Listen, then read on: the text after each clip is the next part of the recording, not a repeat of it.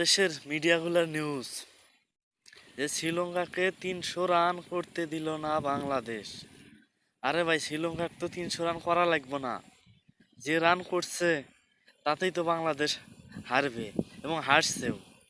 কম করে ১০০ রানে হারছে বাংলাদেশ, অথচ শ্রীলঙ্কাকে ৩০০ রান করতে কিভাবে দিল না?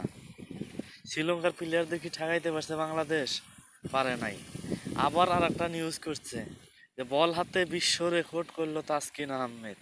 মানে বাংলাদেশের খেলা খেললেই রেকর্ড, খেললেই বিশ্ব রেকর্ড, কোনো একটা কিছু করলেই বিশ্ব রেকর্ড। মানে শুধু বিশ্ব রেকর্ড নিয়ে পড়ে থাকে বাংলাদেশ, তাছাড়া আর কোনো কিছুই না। মানে একটা ম্যাচ যদি ১০০টা ম্যাচ হারার পরে একটা ম্যাচ জেতে, ওটা নিয়ে নিউজ করবো যে বাংলাদেশ বিশ্ব রেকর্ড করলো।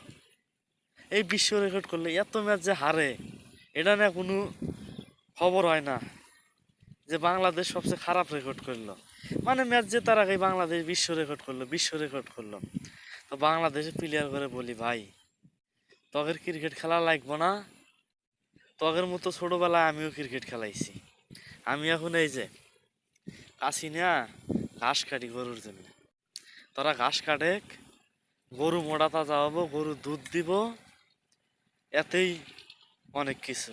অতএব তোদের ক্রিকেট খেলা লাগবো না। তোদের মতো প্লেয়ার আমিও আছিলাম।